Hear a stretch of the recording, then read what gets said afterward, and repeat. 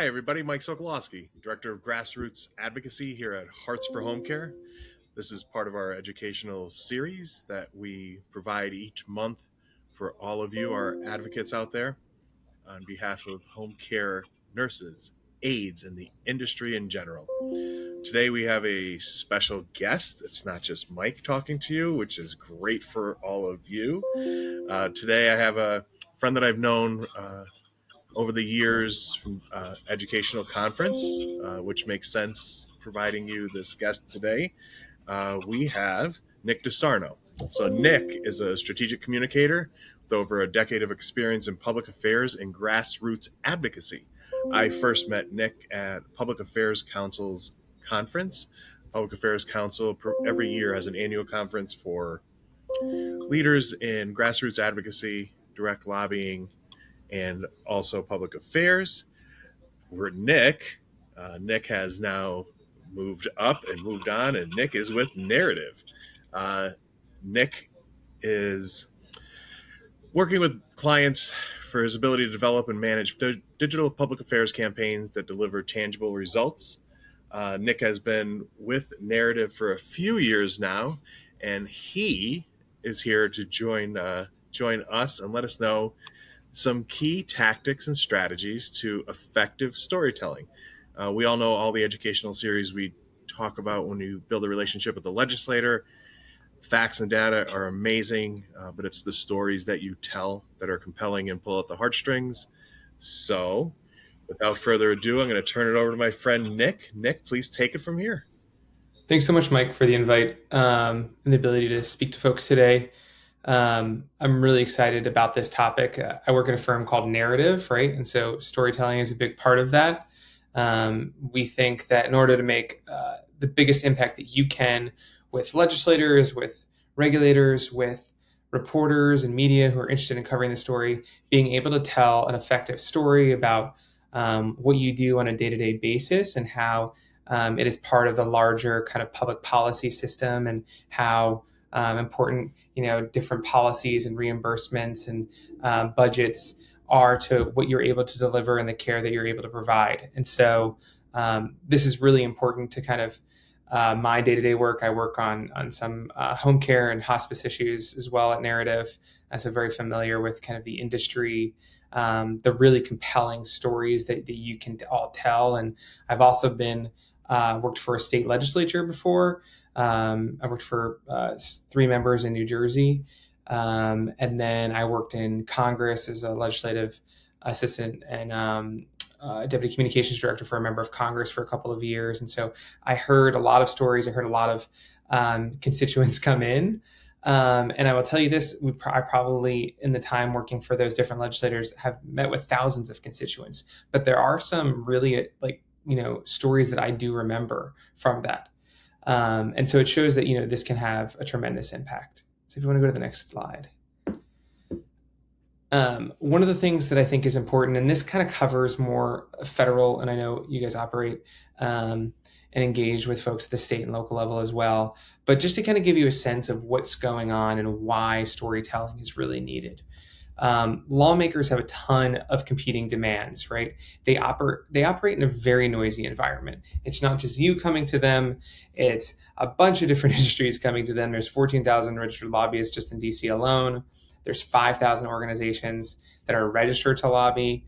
There's 60,000 different trade associations in the United States that are registered. So I like to joke that, there's every single industry has a trade association, and there is a really fun game that I've played before where we've done like Jeopardy and we've inserted fake organization names and real ones, and it's actually hard to tell the difference between the two because literally every single type of industry, from almond producers to plumbers, have a trade organization, and they're all vying for attention at the federal, state, and local level, right? They're all trying to educate lawmakers. They're all trying to make sure that the budget does not impact their industry negatively. They're all trying to make sure that their voice is heard. And it's incredibly hard to break through the noise. In addition, lawmakers have a ton of competing demands because they're coming from a host of different political and district kind of backgrounds. They're on different committees. They've decided already to champion certain issues and causes, and they might be part of a caucus or things like that. And then they're coming with their own assumptions to this, right? They have their previous profession. Most of them, a lot of state lawmakers continue that profession while they're there, and as well as local. But at the federal level, they've had a previous profession. They have families, friends, they have staff that have all have opinions. And so it is very difficult when a lawmaker or a regulator has one position to move them to a different position or soften them or make them, become from a regular kind of supporter to a real big champion. But one of the ways that we can do that is through storytelling. It's proven, scientifically that stories are remembered more than just facts and figures. It elicits a lot of emotional responses, and it's just how we as humans kind of communicate. We really remember stories. We really remember. That's why movies are so powerful and elicit response, right? And so there's a lot of social science and psychology behind why stories really resonate. And so I'm going to talk about how you can be a really good, effective storyteller. And I know that you already, all have probably stories working with kind of patients and clients and families that are really impactful. But I'm going to talk a little bit how you can kind of elevate that story and make it useful for legislative purposes. Next slide. And then the other thing I want to talk about is in-person engagement. Again, this is at the federal level, but I think this would carry out through state and local as well. The number one tried and true is in-person visits from constituents. That is the most effective in terms of influencing a member and their office if they have not been already decided on a particular issue. And you'll see that, these are the top, there's like 30 things that are listed, and these were the top kind of 10. And you'll see email messages that are individualized, letters to the editor, comments during a town hall are all important. But like visit from a lobbyist, like a paid lobbyist, is down towards the bottom. Still, has some positive influence, but not nearly as much from an in-person visit with a constituent. And so my goal is that if you're going to spend time and you're going to meet with either a legislator, or you're going to meet with a person in the media or a regulator, that you're doing the best job that you can, because it is the most effective tactic in influencing that person. Next slide. And that's kind of the data, but I do have some quotes in here as well. So storytelling, one of the people, a person, a great person in the middle is a longtime chief of staff for several members of Congress, who is a friend. But I saw one day her tweeting out when someone asked a question about what does it take to kind of better, engage, with letters to lawmakers. And they said personal real stories are relatable and make letters stand out. It reminds Congress that the author could be their own friends and family. And I think that's a really big thing here. Lawmakers, despite there's a lot of like, disdain for lawmakers right now, they came to, DC, or they came to their state capital, Trenton, Harrisburg, all those places, because they want to do right. And they want to do a better job, right? They want to take care of their community. And what I think is very difficult is then they're often put into these like kind of political dynamics or, policy dynamics that maybe don't allow them to do that. But what helps them kind of wake up from that, what helps them from, realize like, oh, why am I here? Why did I, run for office, which is very difficult, and raise all this money and subject myself to this process, is like, I want to take care of the people back home in my district. And so when you bring them those stories, you're giving them an opportunity for them to voice that concern and say, hey, I know we're all supposed to vote this way, but this is what I'm hearing from constituents. Maybe we got this wrong. Maybe we're not aligned with what my constituents back home are telling me. Maybe these cuts don't actually need to happen this year, and we can find another way. And so, from both, senators and legislative assistants and staff, they need to see a connection to how the issue, directly affects constituents. And the best way to do that is to tell them a story, right? When you look at policy, when you look at regulatory comments, it's a very terse language that is very legalese. It does not explain how this, funding or this rule actually kind of implements and affects constituents. And so they want to hear those stories so that they can go back and either work internal dynamics with their party, either vote a different way in committee, just become a champion of the issue and start talking about the issue and using it to reach out to other constituents. They're looking for talking points. They're looking for things to talk about on the floor. And what they often grab is not data and facts, it's a story. And so you'll see often members of Congress, legislators, state legislators go out on the stump, go out to town halls, and they'll recite particular stories from constituents that they've heard. They're very rarely citing data or figures. Next slide. There are a couple of different types of stories that could work for advocacy. And I think these are great because they both could work for legislators and regulators, but also the media. If you're dealing with a reporter who wants to cover a particular topic in your industry, these often work with them as well, right? They want to be able to highlight good stories. So this also could just work in a business presentation, an organization. It could work in a bunch of different ways. But there are kind of sets of stories out there. And the first one is the hero's journey. This is you've seen a lot of movies where there's like a hero's journey. They start out, they face some challenges and then they overcome those challenges and that's where they are. That's very typical, pretty famous story. One of the things I always suggest is try to make the hero not yourself, but the lawmaker, the regulatory person, put them in that kind of hero's position. So craft a story of saying, and this is what we call like what is versus what could be. This is called spark lines. Is paint a future where, look, this is where we are right now. I'm doing this, that, AI has changed this, whatever, is impacting your industry. Tell them what's going on right now. But if we had someone who could champion this issue, if we could get more funding just for this, we could do this, this, and this. Or we could, deliver more care to more patients, and we can improve outcomes if we could just do this, this, and this.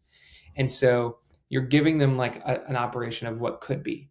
And then obviously paint a picture for them of what that looks at the end, right? So there's a new norm, right? We are now able to operate at a lower rate. We're able to keep patients from going to the hospital by 70%. What does that look like? Well, the ER now can actually treat all of the patients that it sees every day versus, sending them back on the street or something. We could, use that money more effectively to, do preventative medicine or things like that. Whatever the new bliss is, paint that picture for them.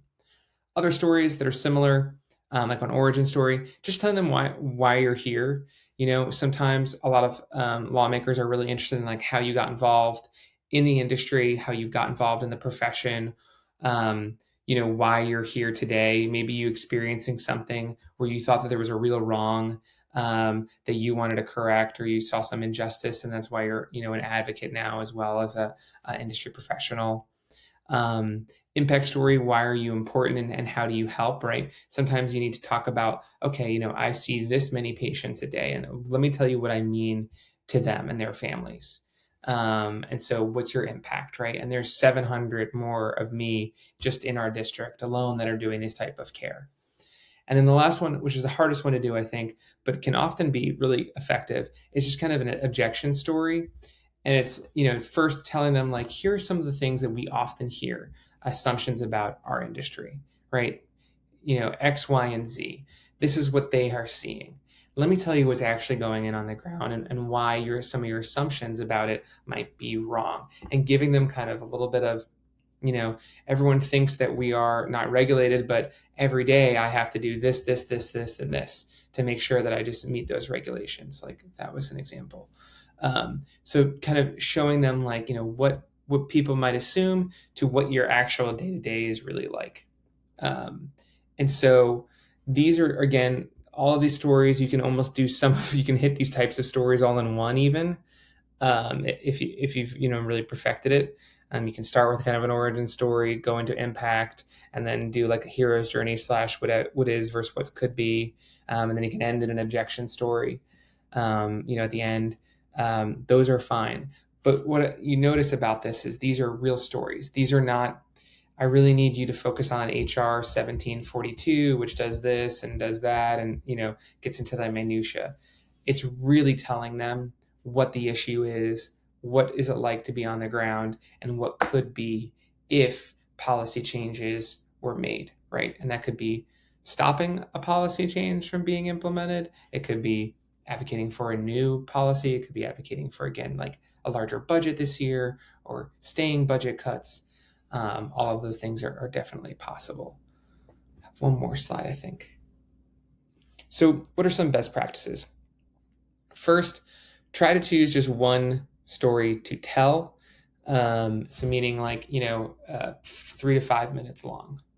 You can go through several, like, different arcs, but generally have a beginning, a middle, and an end to that story. If you're engaging with non legislators, like staffers who might be very young, which is often the case, I was really young when I was working for, you might have to keep it a little bit shorter than 5 minutes. But if you have a 10, 15, 20-minute story, they're going to get lost, right? And so this is where it takes really refining, cutting out some of the unnecessary details while leaving in the things that still pull at the heartstrings, that still kind of make you feel, that the story is relatable, personal, or unique. You can't usually do something relatable, personal, or unique all at the same time. It's kind of a one or the other, but try to bring one of those things to it, right? Focus on the ground situation, like I said, the adversity, the conflict, the characters, and then the desired outcome, which resolves that conflict. The only time I think where data should really ever enter a story is when it's used to show how this story is not just one story, but likely the story of many others. And I kind of mentioned that, right? So, like, if I'm telling you an origin story about what I'm doing on a day-to-day basis and the care that I'm able to deliver and the impact I have on those families, I can at the end kind of pull in, and in our district, we have 750 other people that are like me. They're doing the same thing. Then they can understand the scale, right? And that helps them show that there's a quick kind of importance to this issue, it's not just you with your particular story. It's hundreds of people that are just like you, or thousands of people that are just like you. And that's why they should focus their legislative efforts or their regulatory efforts on fixing that issue. I think that's a great way to kind of put that data point in there. And I'm sure Mike has lots of data points and fact sheets and things like that. I always try to weave it in the end of like, okay, now that you've heard my story, this is not just my story. It's also the story of X amount of people, or it happens every day, 7 times a day, whatever those kind of data points are. I think really can help illustrate that it's, an issue that deserves attention, and that it has real impact. Practice your story. I can't tell you how often people came up to me after fly-ins, or I gave a speech similar to this, and they wanted to practice the story with me. They're like, "Hey, do you think this is a good story? Do you think this would resonate with the legislator?" I'm like, "Sure, give me your story. Let me see." And sometimes those stories made me cry, and I can remember some of those stories, right? And like, I think that's really important, is that you kind of share your story with a friend, a colleague, someone who you think, call Mike. I'm sure he would love that, and see and test, right? Okay, maybe it went too long and I lost you here at this part, and I can probably just cut that out because it's not relevant. And so, kind of with that, I know, Mike, you might have some questions for me. I'm happy to talk a little bit as well as about anything that you think I missed or want to bring up. No, did great. Appreciate that. And I do have a few questions. I Awesome. asked for some, and I will say, sorry, one of the key things that we talk with all of our advocates when we have meetings with legislators is we're going to provide you with the facts and data points. Don't stress over that. Read it from the sheet. I'm not going to memorize it. I don't expect my colleagues to memorize it, so I truly don't expect anyone that's just joining for one day on the Hill or one meeting in district to memorize facts and data. That's unrealistic.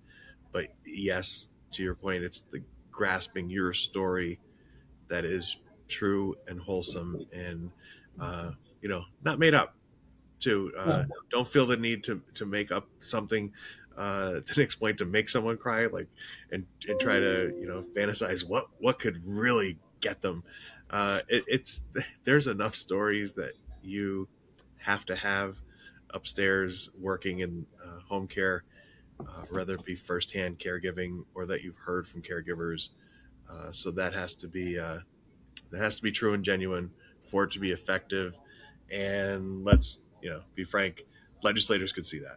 Regulators could see that if it's made up, or if you're struggling to go off a mental script of this great story that you produced that's not true. Uh, here's the first question is the regarding mistakes. What mistakes have you seen organizations make when sharing stories with elected officials? Well, I think it's an important one, right? The one about being authentic, right? The story does have to be real. And I think once you realize that you're going to be telling stories to lawmakers, reporters, regulators, versus just, looking through a fact sheet and kind of iterating what's on there, you start to collect stories throughout the year. Like you start going, okay, I have a fine in October, or we're going to this state, meeting.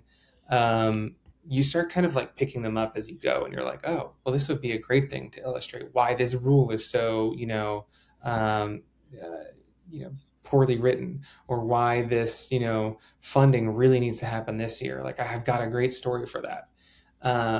So yeah, 100% has to be authentic.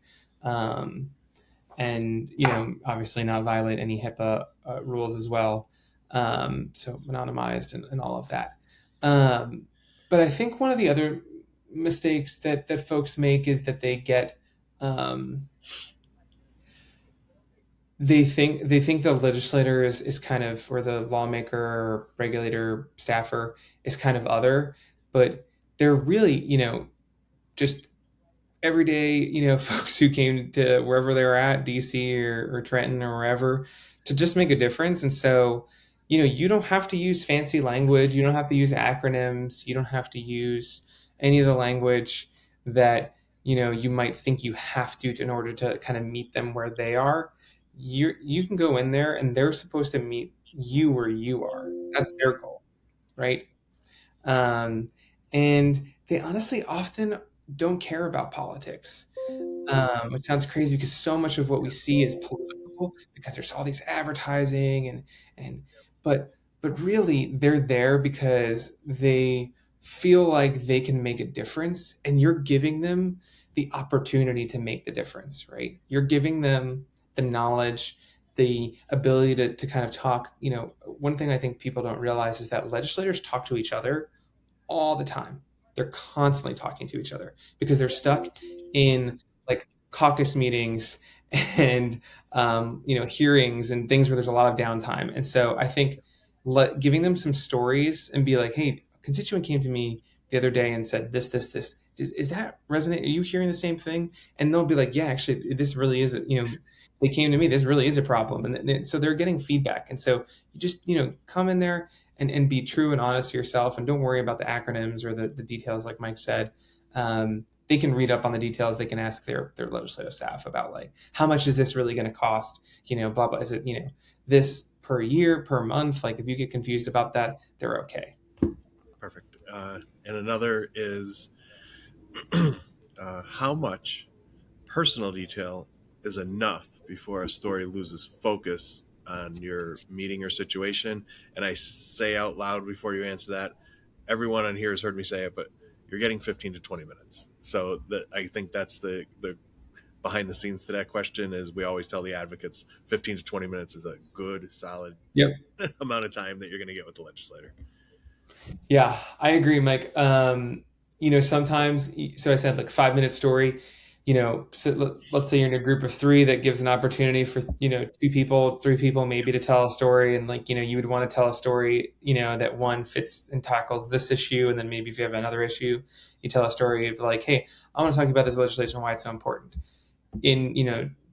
Last year I had I was providing care to this family, or, we were doing this thing. And then, you can tell a story about that issue. The personal details, I think, often, while they make a story, they can kind of detract. And so I would remove things that would detract. And I would also just kind of get feedback live from that, person. And so when you're good at, storytelling, when you've done the practice round, you can see like, oh, this, legislator's looking down at his phone, or, in Congress, these bells ring to tell you when votes are all the time. And sometimes the member of Congress is looking at the bell and thinking about, okay, well, that's one bell, and I have 15 minutes to get to the floor, and it's a 7 minute walk, and you've lost them, right? And so you got to bring them back with something, and you got to, cut to the chase. But when you have practiced it a couple times, kind of how to do that more, and you can focus really on engaging, looking at them in the eye. Um, and so I would always say, like, I would rather practice and then be very kind of flexible inside the meeting. Excellent. I guess this is to your former role when you said you worked with legislators in the past. Uh, and it's a short one, but it's when you left meetings, you yourself with the legislator, or the legislators left the meeting and come talk to you. Have they given you, instant feedback from some of these meetings where they say, "Wow, like I just met with Nick regarding a nursing situation, and like we got it, we got to figure something out." Like, have you seen firsthand like the impact of something that you could tell shook the person that you're working with, and they're ready to go all in? Yeah, 100%. I was very lucky that I worked with legislators who were incredibly close to their district. One, so much so in Congress that he called every single one of his constituents every other year. I think he made it through the list. And so we were very close to constituents. Every office is slightly different. I'm sure there's more legislators that are a little bit detached and don't get very, emotional, or don't really get drawn into like the day to day, hand to hand constituent work. But I would say, a lawmakers who are good do that, right? Lawmakers who usually often win, Yep. and then lawmakers who are in really competitive districts, they realize that every single one of those interactions is an opportunity to make sure that they can get reelected, right? So, like, because you're going to go out and say, he didn't even listen to me, and he said he was going to do something for me and never called me back, and da da da da. And you tell 50 of your friends, that makes his life a lot harder, right? Or her life a lot Yep. harder. And so lawmakers realize that, right? And so you kind of have an advantage of like the really good lawmakers who really know how to do this and just master constituent work. There's even awards that they get for doing this. And then you have people who are in very competitive districts that are also usually really, really cognizant of it. And I've worked in both. That's where I've worked. And so, yes, 100%.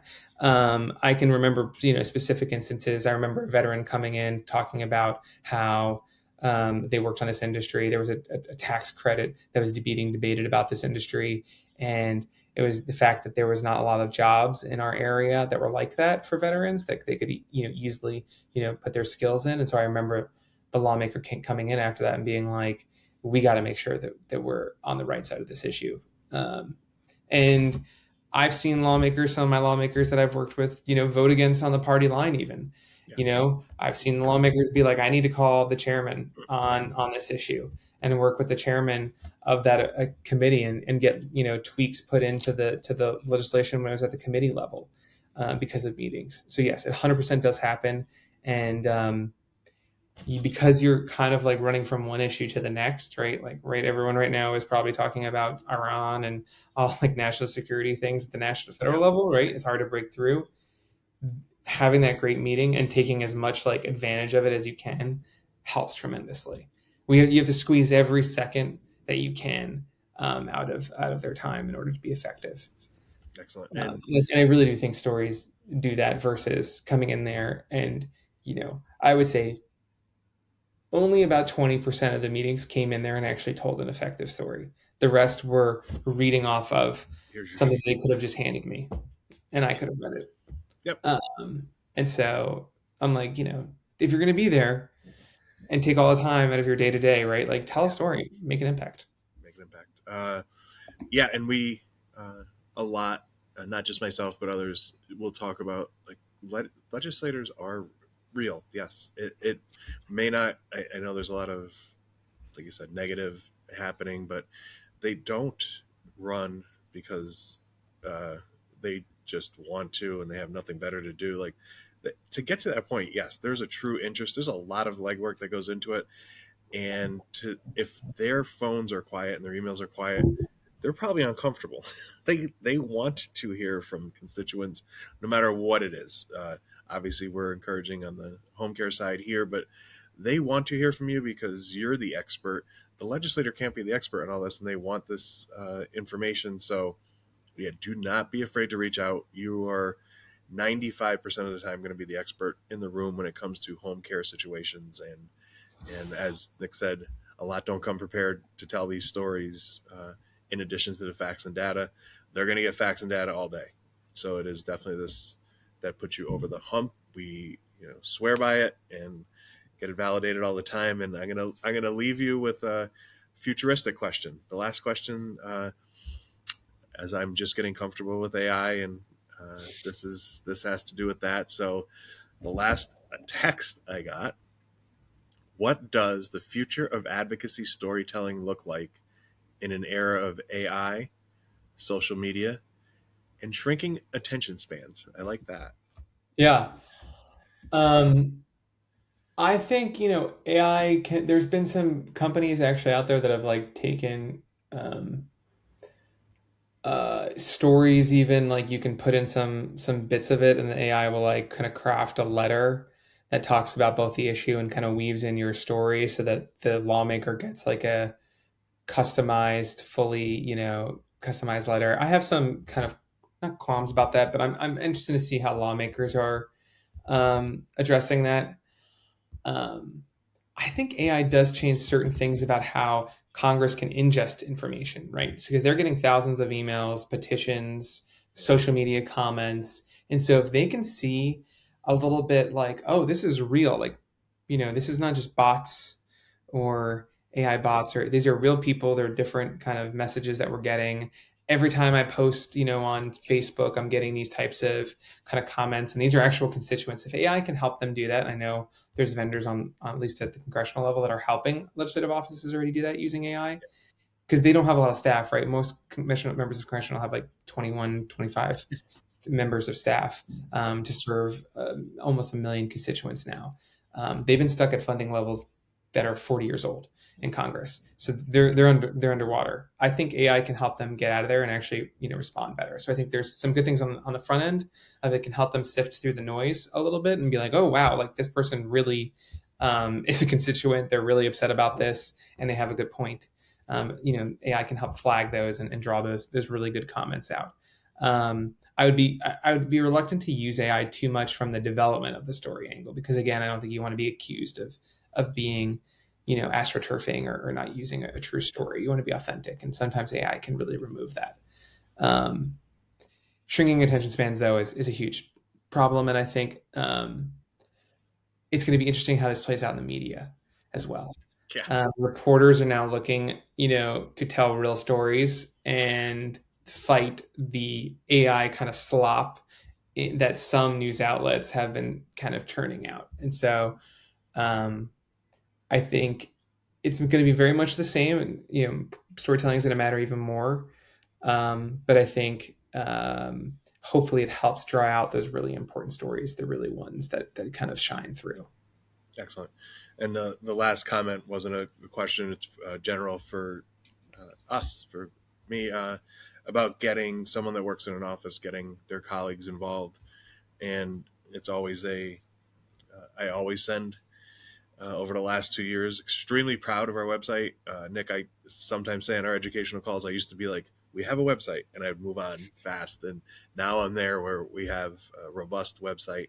And about getting your colleagues involved, I would, if you have office employees and field employees that you're trying to get involved, I would send them there and look for participation in action alerts, which is an easy lift to tell your story and communicate with the legislator through heartsforhomecare.com. And the other is really in sync with what Nick talked about today is we have the video feature to share your story right on our website. And you can't do that enough. If you have an authentic story that you want to share about your experience, it is the best place to put it. It's in a recordable area. You could share that link with office employees to answer your question, Rose, and that's a great way to do it. We're able to repurpose them through social and directly to the legislators, and they are extremely helpful. So thanks for that question, Rose. And Nick, thank you very much for joining. Uh, Appreciate this a lot. Wish you the best narrative and all of your colleagues at your think tank. And look forward to leaning on you in the future. And hopefully, we'll have you as a guest on the Hearts for Home Care podcast in the near future as well. Thanks so much, Mike, and thanks for all the work that you're doing. Thanks, Nick. Have a great day.